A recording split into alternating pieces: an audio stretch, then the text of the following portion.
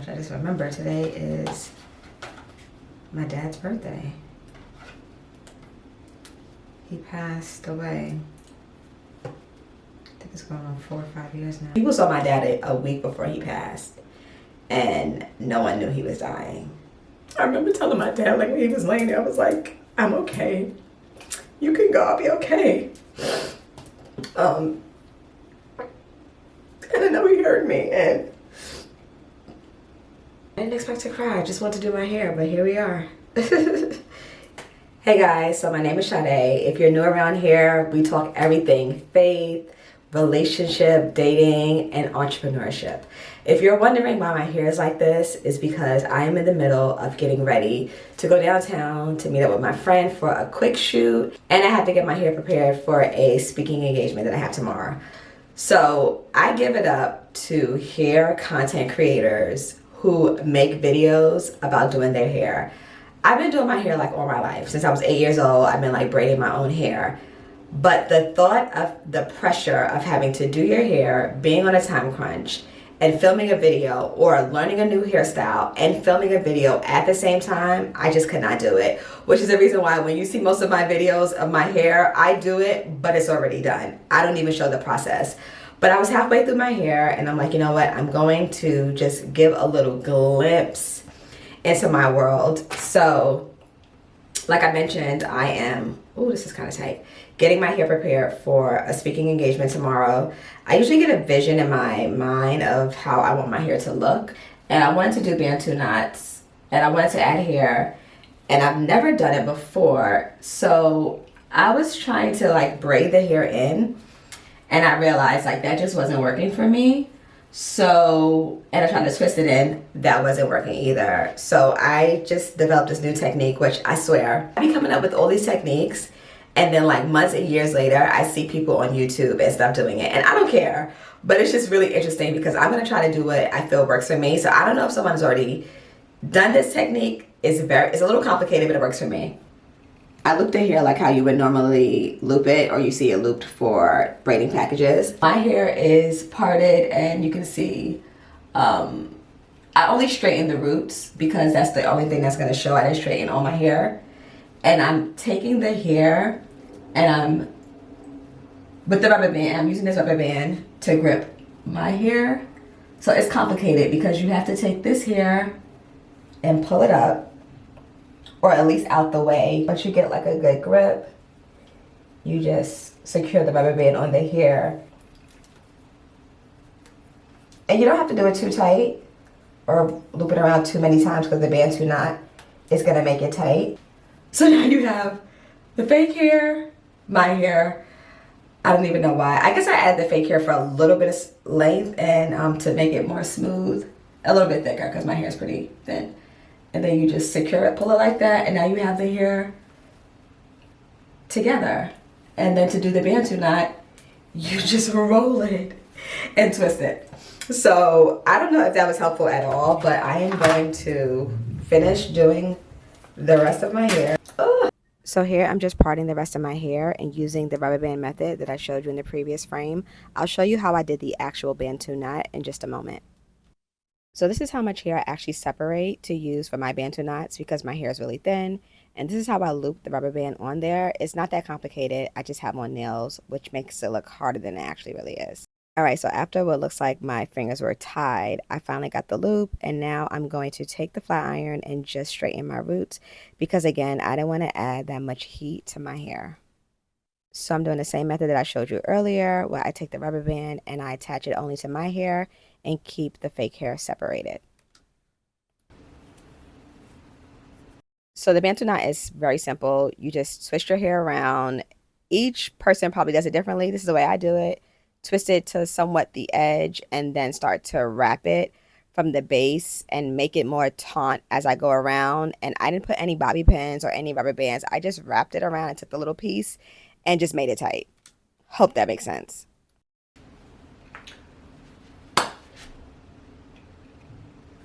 She's done. She's tight. I'm gonna have to loosen some of these bad boys up, but she's done. Now I'm gonna add this curly hair It's on a track. I am the girl who uses what she has in her house. I literally had this here in my house. So I'm gonna try to, I don't know, but I want some curls in this. So we're gonna figure out what that's gonna be given for. Ideally I would have had crochet curls, but I don't. So I'm gonna have to use this. Okay, this is not good. I'm gonna cut this piece.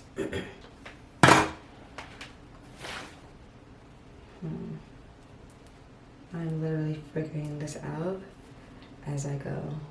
I'm gonna crochet it. Put it here. Loop it. Pull it through. And knot. Sometimes you gotta keep going until you see the finished product, because it'll look crazy in the beginning. Something's happening. Something is happening.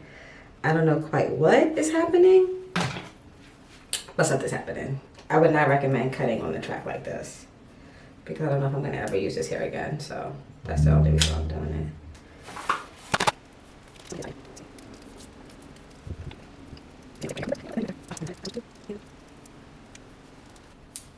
Okay. I don't know how I feel just as of yet, but something is, we're gonna see. We're gonna see. I guess I should be talking while I do these videos, but seriously, my mind is in a million places right now, and I feel like the Lord wants me to bridle my tongue. I don't even know if that's a word, but I feel like I'll be hearing words, and that's what I heard as far as like, shut up. I feel like the Lord wants me to do a little more shutting up. So I really don't even want to process what's happening, but what I will say is, this one looks good, I don't want to touch this. What I will say is, I preached at my church on Sunday, and the one thing that, it just bothers me, like when people say things like, oh, well, you know, the enemy's gonna mess with you now. Hold on, let me get some loose. That curl looks crazy. One thing that bothers me is when people say things like, oh, well, you know, the enemy's gonna mess with you now because you preach God's word and he's gonna come after you, you know, you're gonna be attacked. It's like, why? That doesn't have to always be the case. Like, you could preach God's word and go on and be blessed. Like, and I have to just be mindful, and we have to just be mindful of the word curses that people be speaking over us. Like, oh, I'm going to expect that the Lord's going to bless me. I'm going to expect that the rest of my week is going to be blessed. I'm going to expect that God's going to reward me for my obedience. And, you know, in those moments, you know, I don't say anything, but I have to start praying against those things, because not only are they word curses and people don't realize, but they're seeds that are planted. And if we believe it, then we can start to look for that, right? Like, we can start to look for the attack and mistake it for something else, or, you know, have an expectation of the attack. And it's like, no, I expect that this week is going to be blessed. And that's what I should have did. I didn't say anything, you know, and that's not the situation in which God is telling me to not speak. He's just telling me to be mindful of how I speak about situations, how I speak about people, you know. But I think I just and people just kept saying it over and over. So now things are happening, and which I think is happening as a response to what people said, but also, this is why I have to just be careful what I say, but also a response to what I'm expecting, right? Because maybe that's not happening right now. Maybe it's just life, you know, like, not everything is the enemy. Not everything is an attack, and not everything is going to happen in that way, you know, and it just really frustrates me. And I don't know if I'm going to start calling people out. I'm gonna start calling them out. I'm gonna start just saying, no, it doesn't have to happen like that. I don't have to be attacked. The enemy doesn't have to come after me. You know, it could just be I preach God's word, and that's that. I will say the one thing the Lord is dealing with me on is anger. Ooh. And you know, after I got saved, I got soft. I'm gonna say that again. After I got saved, I got soft.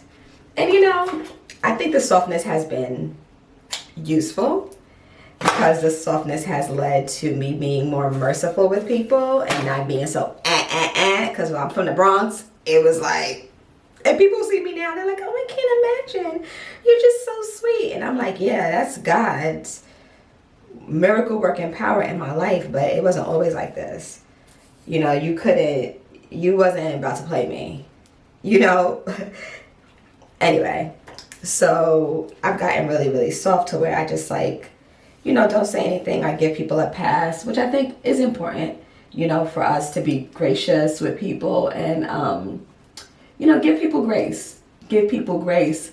But this week, I had an issue with one of the vendors that I hired for my event, contractors that I hired for my event, went ghost and did not come through on the things that I paid for. And when I tell y'all, it wasn't just a nasty email or text that I wanted to send, because the Holy Spirit checked me on that, and I had to like take some things out of the, you know, text and email, but be very direct and assertive, and like, this is what was supposed to happen, this is what you did not do, this is how you made me feel about it, and this is also how it impacted my business. Right? So we did that, we covered that, but the anger in me to know that someone did that to me, I gotta leave it at the altar. I gotta leave it at the Lord's feet, because I'm not gonna lie, if I was in the state that this person was in and I knew where they lived, I would have pulled up. I would have pulled up. That's based on how I was feeling. But I realized, like, Sade, you gotta get better with that. Like, things are not gonna always go your way. Things are not gonna always work out. Granted, that was the right thing to do. You pay for a service, you get the service, right? But what happens when things don't go that way? What do you do? And I've been really trying to, I would say, I think I need some more here before I put this away. I've been really trying to work through that. I'm not going to be, you know, soft and be a pushover, let people run over me without saying anything, or be passive aggressive. I'm not going to do that anymore. Like, thanks to God, those days are over. But like, in situations like this, like, what do you do? And I want to operate in my flesh. My flesh wants to blast on Instagram. I really do. And so anyway, the Lord has definitely been dealing with me, showing me that part of me. Like, that's still there.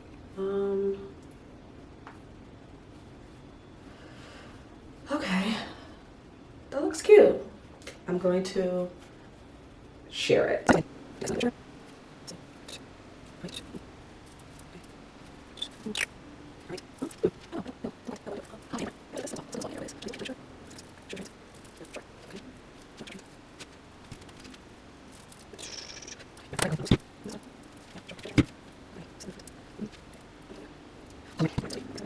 Perfect. Perfection. She's done. A little tendrils. The edges is pretty much laid. Oh wow, which I just remember today is my dad's birthday. He passed away. I think it's going on 4 or 5 years now. Which, it seems like a long time ago, and it also seems very, very recent. You know, my friend asked me, am I going to do anything today, take myself out, you know, being that it's his birthday, and I don't know, I never think to do anything. I don't know, I don't feel like I'm repressing the fact that I lost my dad. I don't think I'm repressing it, but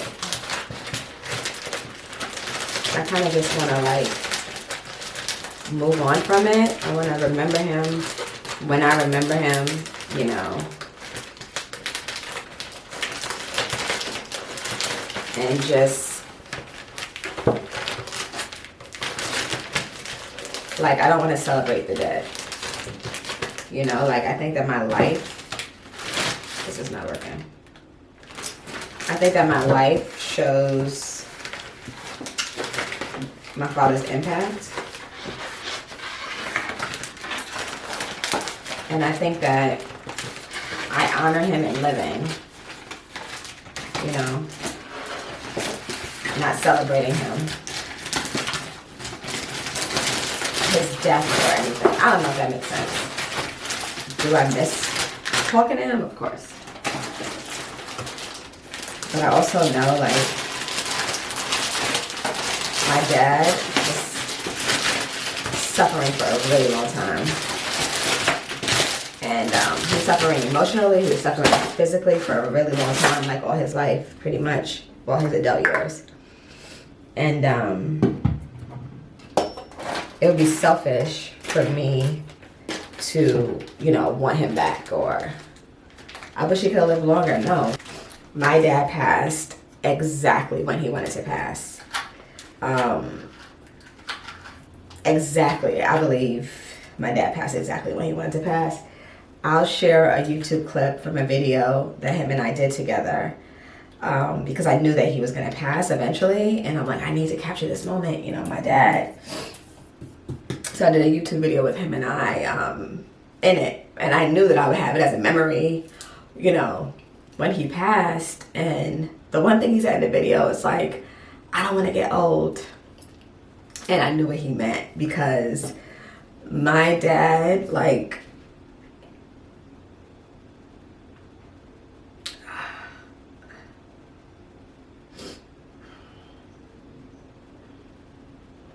trying to get my thoughts together.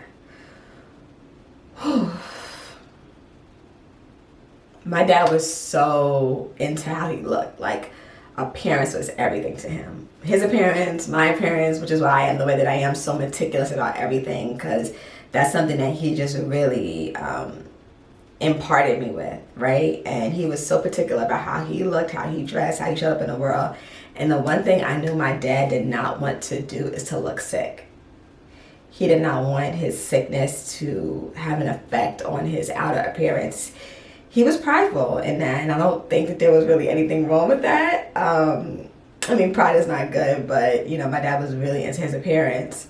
So he didn't want anyone to know that he was sick. And it's crazy because people saw my dad a week before he passed, and no one knew he was dying, you know. Even up until, sorry to be graphic, but like just the funeral and everything and how he looked, like, he looked amazing. You know, he looked like himself. And I believe that's how my dad wanted to go out. He didn't want to suffer. He didn't want to suffer, having been working with like a very marginalized group of individuals in the Bronx, because he worked at the special care unit at Bronx, Lebanon. And that was like, he served his community, because the people that came through there were people that nobody wanted to deal with. Like, just really, really tough cases. Very marginalized people, all different types of population of people. And he would see how they would look when they came and how they would suffer. He would always say he didn't want to suffer, he didn't want to suffer. So when my dad went to the hospital, him and my aunt, actually the first time, well, my dad was admitted for his he had a kidney transplant. He had a liver transplant and a kidney transplant. He was a miracle. He was literally a walking miracle. Like, I'll share the story of my dad's testimony at a later time, but he was a walking miracle. But he went into the hospital and he didn't come out. You know, he didn't want to be resuscitated. He didn't want to be on machines, to oxygen tubes, any of that. He just wanted to go. And, you know, there was a point where they did have, you know, him hooked up to all the tubes, running through everything. And, you know, that's not what he wanted. And it was like, all remember telling my dad, like when he was laying there, I was like, I'm okay. You can go, I'll be okay. And I know he heard me, and it hurts still, you know, it does. It hurts so bad, but I know without a shadow of a doubt that I will be reunited with my dad again. You know, scripture says that us as believers, we don't mourn the way that others mourn who have no hope. So we don't mourn as those who don't know what eternity looks like. We don't mourn. We know that we will be in resurrected bodies. We will be with God. And we will be with our family. You know, so I have the hope that when Jesus comes back and, you know, he creates a new heaven and a new earth, that I will be reunited. And I know that my dad is saved. So, yeah, I didn't expect to cry. I just want to do my hair, but here we are. I feel like New York City just wants to always keep you on your toes. You don't know what to expect when you leave your house. You don't know what the weather's going to be like. It's like this city will keep you on your freaking toes. Lord, this city is not built for everybody.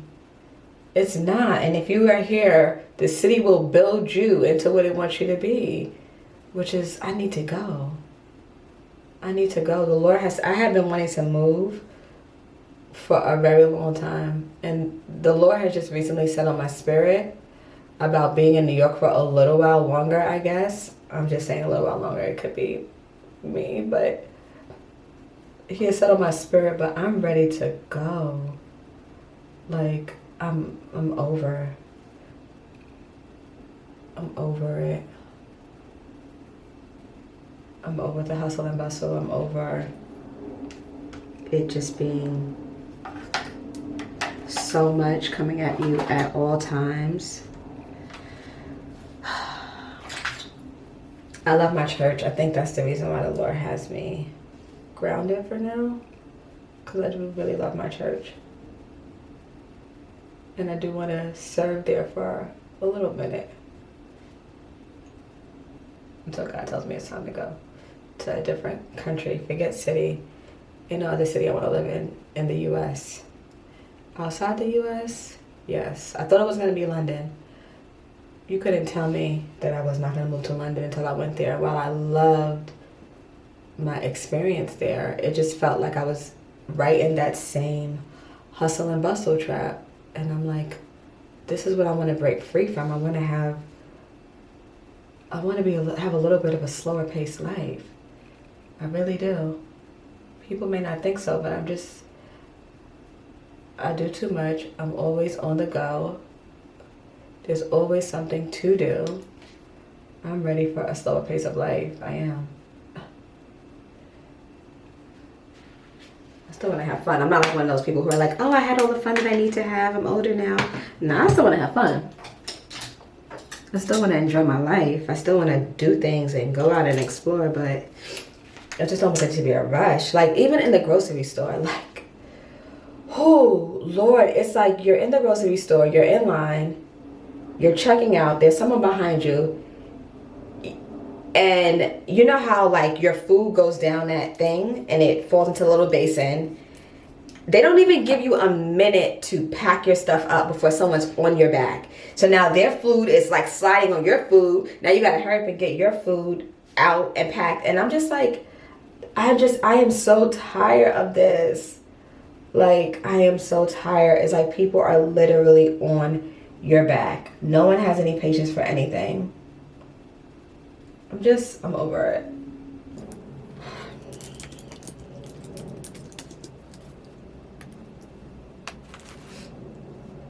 Hey. Hey, girl.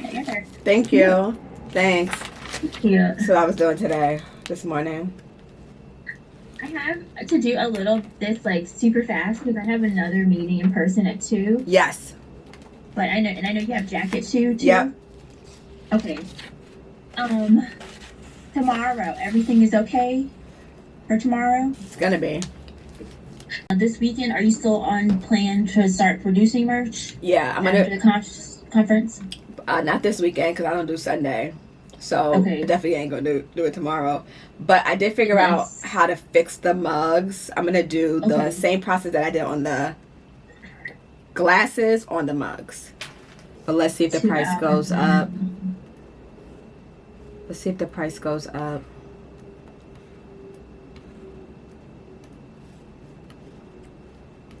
We'll see if the price goes up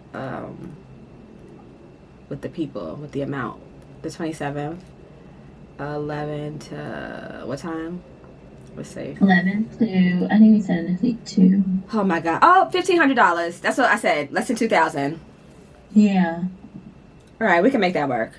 I think I'll go. I'm looking I at think it I'll go on the with that. Google Streets, and there's a lot of street parking on this street. Okay. I really like that. And it has like space. We can fill in the merch. I would want to fill in those things there. It needs decorations, but I feel like we don't need that many decorations. Just like little things on the table. Yeah, because I kind of like how rustic it is. Rustic looking it Right, is. already. 1, 2, If you 3, click 4, on 5. this, it'll show you exactly where it is streetwise. Okay. I think it's across from a Oh. church. Is that a church? They have an event?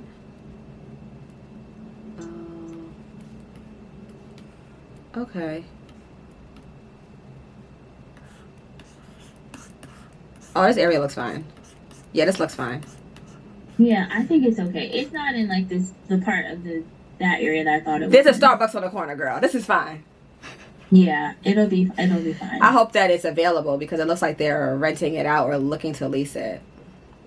All right. Hello? Yes, and you said my name correctly. This is Sade. Correctly? Yes, you said it correctly. Most people say it incorrectly, but yes, it's Sade. Awesome. Yeah. Meet up in a breakfast, and how many people are you expecting? I was thinking 40. Okay. Mm-hmm. So that's exactly pretty much the max our space can accommodate. So that number is perfect.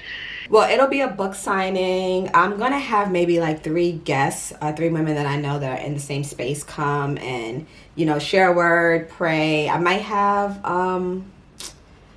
someone come and sing like a cappella. I'm not really sure. But then it'll be question and answers, like a fireside chat set up. And yeah. Okay, cool. You know what's crazy? And this is why I love working with my assistant Justina, because she just be flowing in the spirit. Like she be there, same page with God. But it's crazy because she literally just asked me, how much do you want to pay, right? And you have to have a goal. You have to set at least something for the Lord to work with, I feel. And I was like under 2,000. And then that space popped up, which is under 2,000. 1,500 is ideally what I wanted to pay. I can make that work for a ticketed event. So, again, I pray they come through. Lord. If not, it is what it is. I went to outside, which is why I'm dressed like this.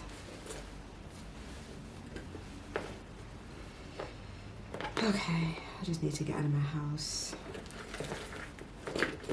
Hey girl, I am heading out now. I'll be downtown at 3:30.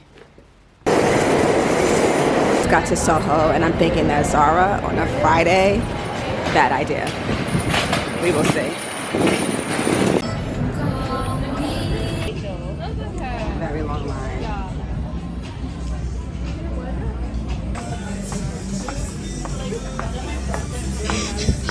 So cute.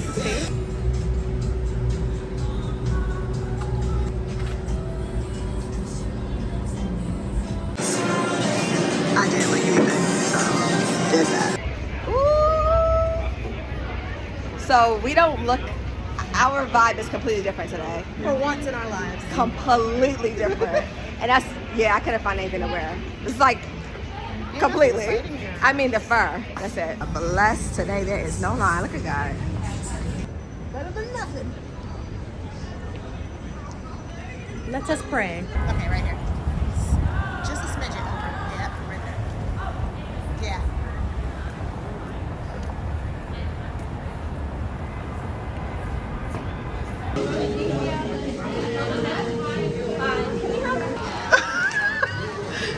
Yeah, this smile on her face when she got the cookies.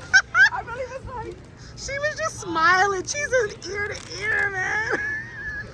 I'm so pretty. Y'all can't resist now. Okay, sorry. You ready? Yes, wow.